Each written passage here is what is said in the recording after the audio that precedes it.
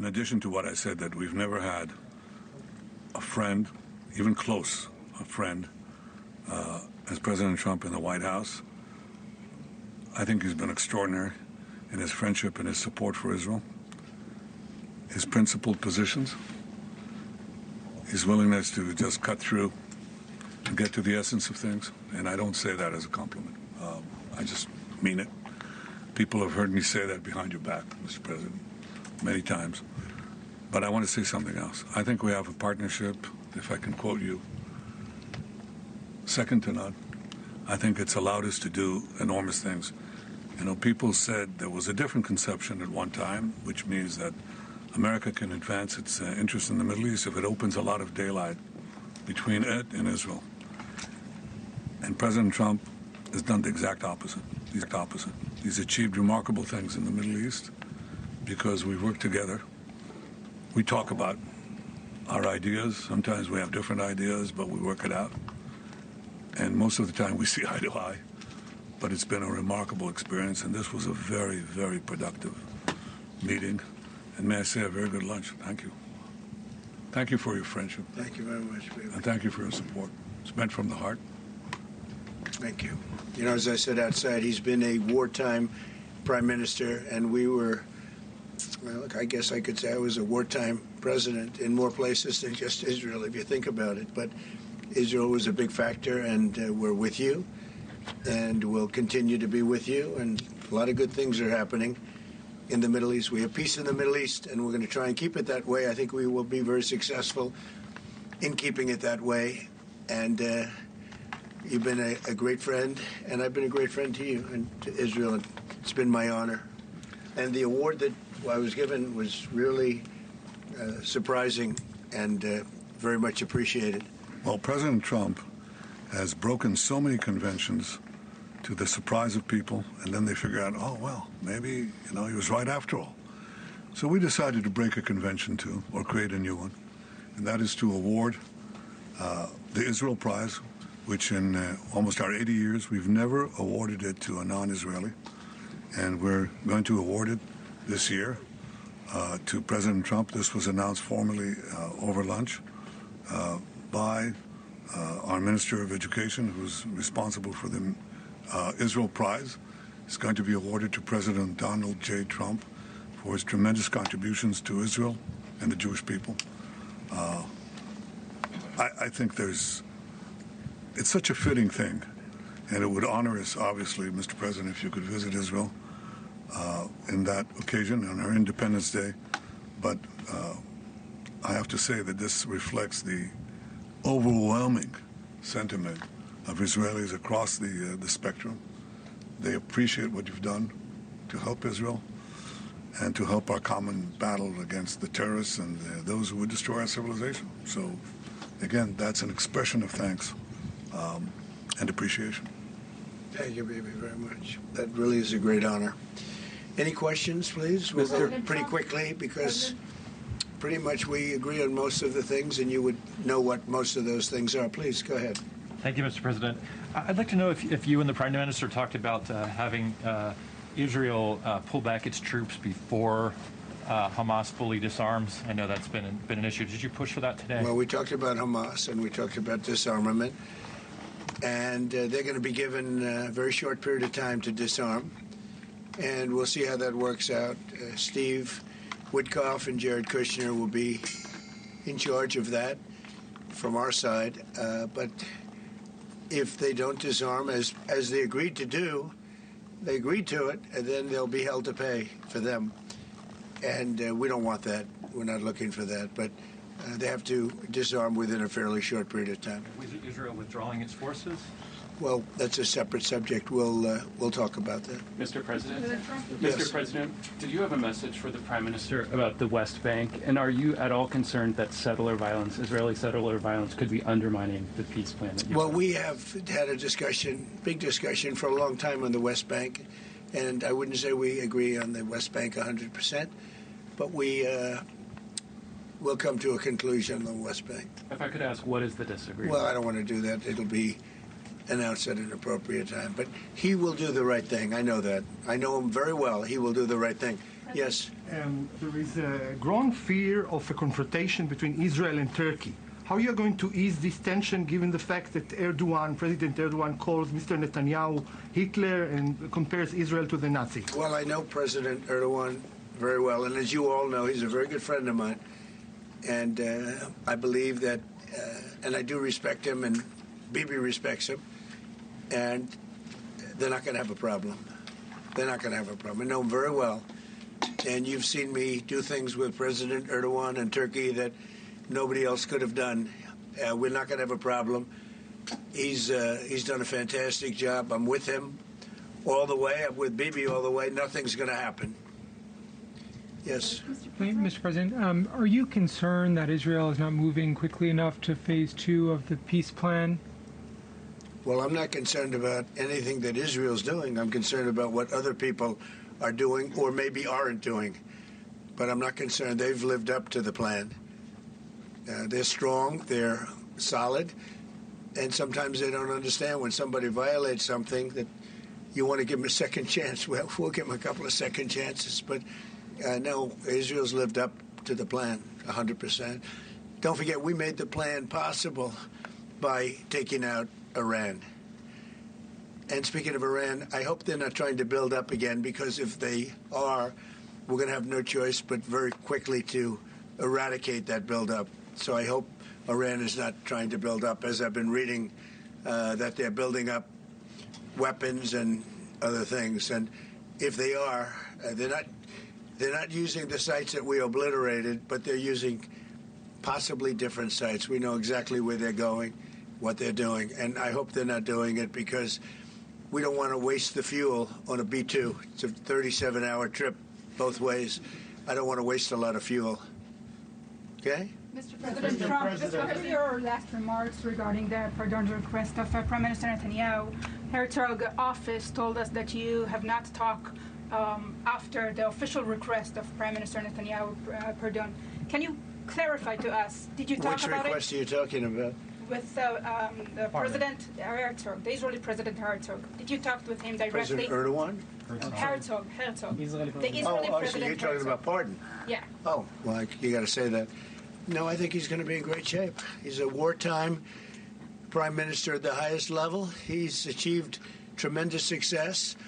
And I'll say it, if you had 8 out of 10 prime ministers in his position right now, or before right now, maybe, you wouldn't have Israel any longer. Israel would not exist. I'd say two of them would, and 8 of them wouldn't. Those are not good odds. You needed a very special man to really carry through and really help Israel through this horrible jam. These are major factions, and it started with our negotiation with Iran. I think it probably started with Soleimani. That was really where you mentioned that today, which started with Soleimani. Bad guy, doing bad things, hurting a lot of people, killing American soldiers and other soldiers. But it started right there, would probably be the starting point. And then from that point forward, but you have a wartime prime minister at the highest level. There could be other wartime prime ministers, but they'd lose. He won. And I think the people of Israel appreciate it. I think a lot of the people in the world appreciate it, actually. And because of that victory, we were able to get peace in the Middle East. If you had a different kind of a personality, if you had a weak person or a stupid person, and there are plenty of both of them, you would not have had success, and you might not have Israel. And you report for Israel. I know you're very proud of it, and you do a great job. You might not have a job because there might not be an Israel right now if you had a different prime minister. That's a big statement, but to me it's a very simple statement to make. I'm looking at Pete Hegseth, and he's sort of nodding. If they don't have a strong prime minister, Pete, you might not have Israel today. I think he'll go down in the record books. And, I was a big help. I'll be honest with you, big help. Somebody said in the room, if you don't have Trump, you needed a proper combination of everything. And if you didn't have that combination, which they had, you would not have an existing Israel right now. And the people of Israel know it. That's why they like me, and it's why they actually like him. He's got a little bit of a love-hate more than I do over there. But you know what? Even the haters have a lot of respect for him. There's a lot of jealousy about him. A lot of jealousy. Jealousy is a bad word. But I believe you would not have Israel right now, so it's a big deal. Yeah, please. Mr. President, a recent poll showed that as many as half of Gazans would be willing to leave the Gaza Strip if afforded the opportunity to do so. Back in February, you said that all Gazans should be resettled. I heard that number today. Half of Gaza would leave. I've always said it. I said if they were given the opportunity to live in a better climate, they would move. They're there because they sort of have to be. I think it would be a great opportunity, but let's see if that opportunity presents itself. But we're helping the people of Gaza a lot. So is Israel, by the way. So we'll see what happens. But I saw that there was a poll. It was actually more than half the people would leave if they were given the opportunity. And I've been saying that for a long time. To me, it was common sense. So it's interesting. Why wouldn't countries accept them? Look, let's not talk about it because we don't want the controversy. Right now, we're helping Gaza. But if they were given the opportunity, I think even higher than that, the group that did the poll is usually, I call them negative pollsters. You have a lot of them.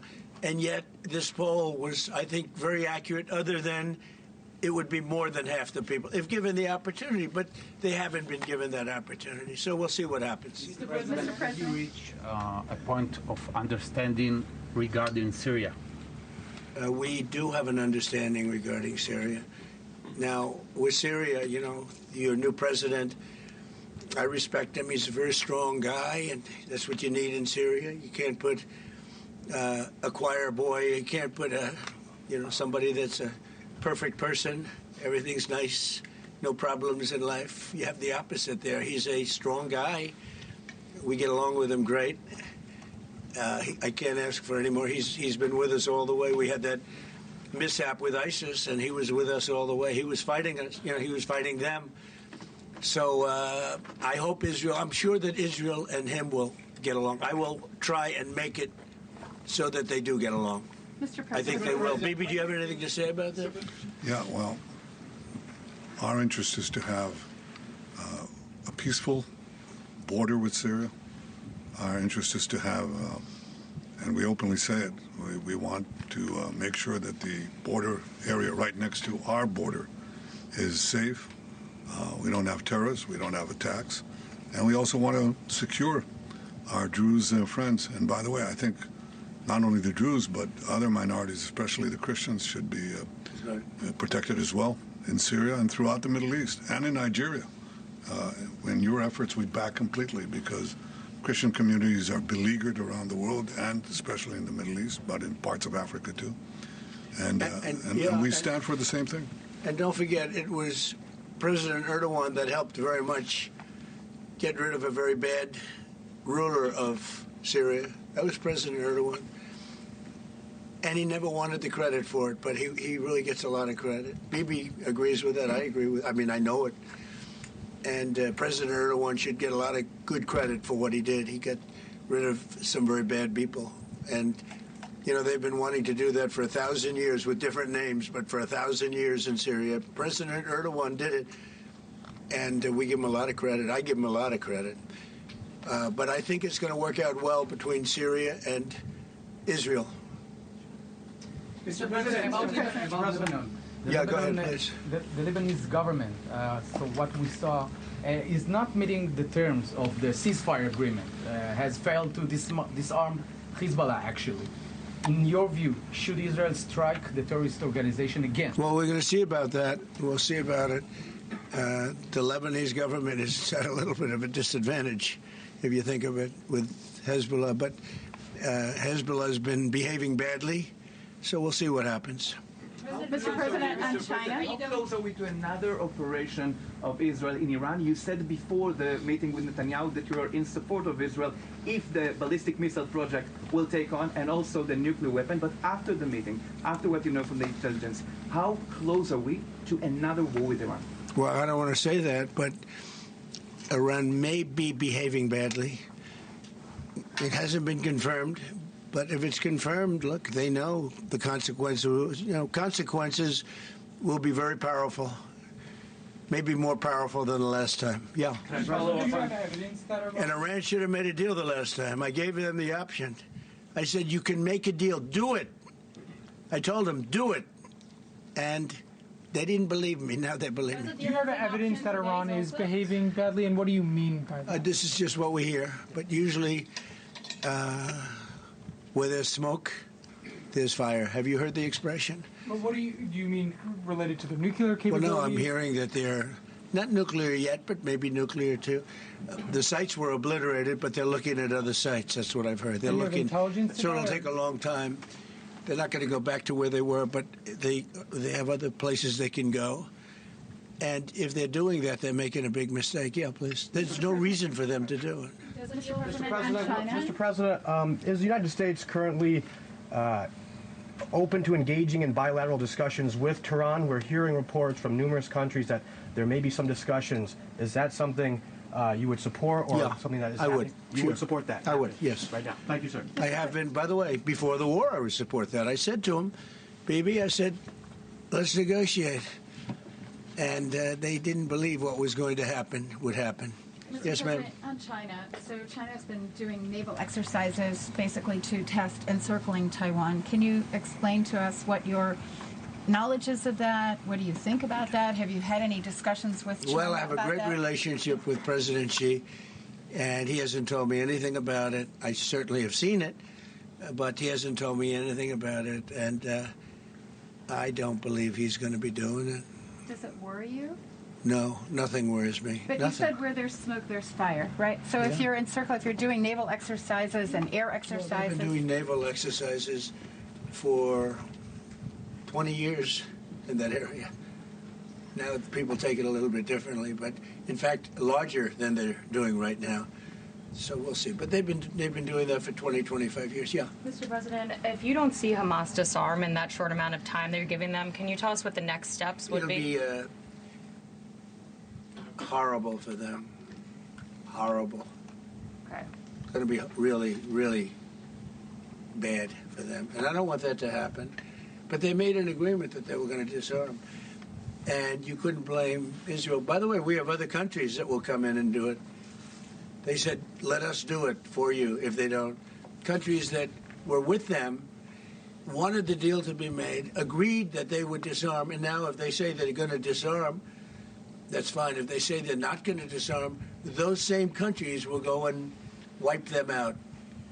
They don't even need Israel. You know, we have many countries, 59 countries that are in agreement. This is a real peace in the Middle East.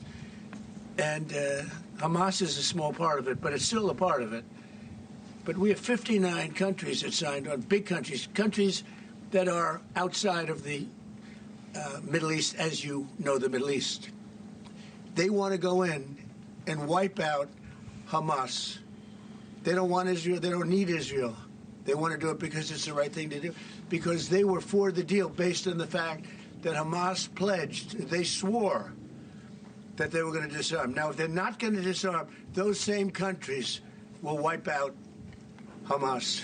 Yeah. President Trump, do you think that the PA should be involved the day after in Gaza Strip, even in the near future? And the same question to Prime Minister Netanyahu. Do you see a real opportunity that the PA will be in Gaza? Go ahead, baby. I think President Trump put clearly the conditions of reform that he wants to see in the PA for them to be involved.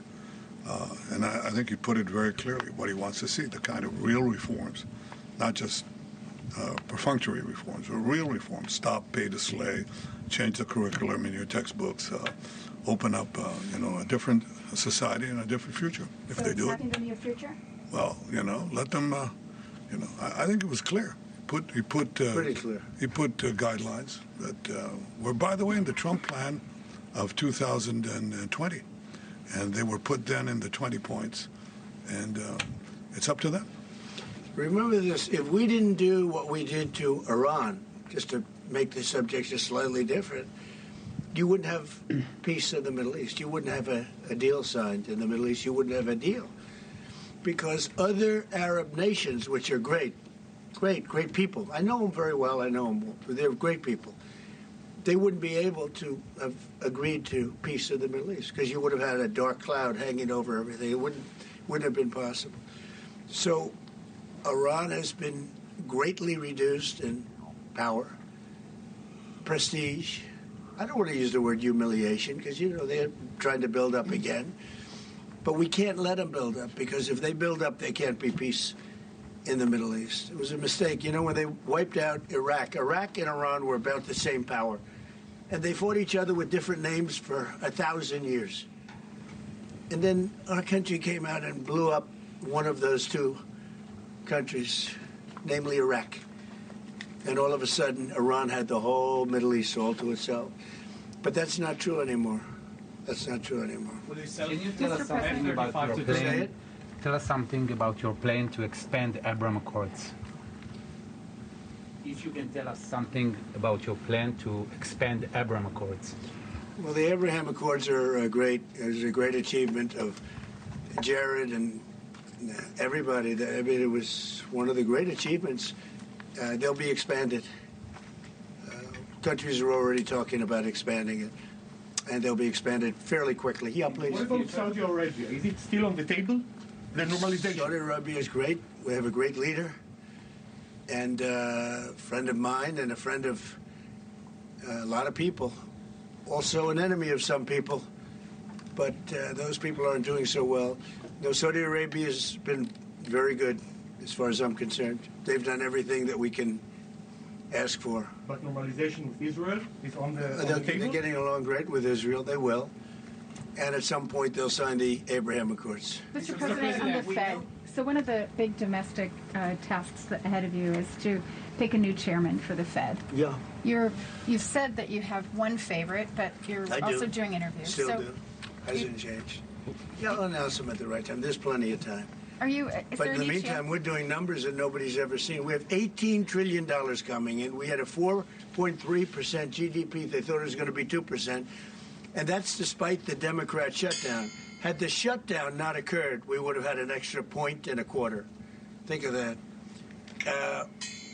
We are doing, and also despite the fact that we have a fool at the Federal Reserve. I mean, Biden reappointed him, and it's too bad. You would have thought he wouldn't have done that.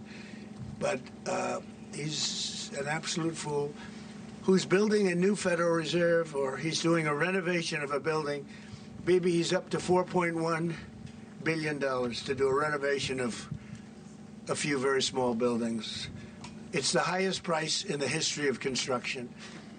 He's spending more money than any building has ever spent per square foot on the renovation of, as an example, I'm doing a magnificent, big, beautiful ballroom that the country has wanted, the White House has wanted for 150 years. It's a massive job, and it's a tiny fraction of that number. And we're under budget and ahead of schedule. Now, it's bigger than I told you. After realizing we're going to do the inauguration in that building, it's got all bulletproof glass. It's got all drone, they call it drone-free roof. So drones won't touch it. It's a big, beautiful, safe building. But it's a big project. For a tiny fraction of that, we're under budget and ahead of schedule. And they've wanted it for 150 years.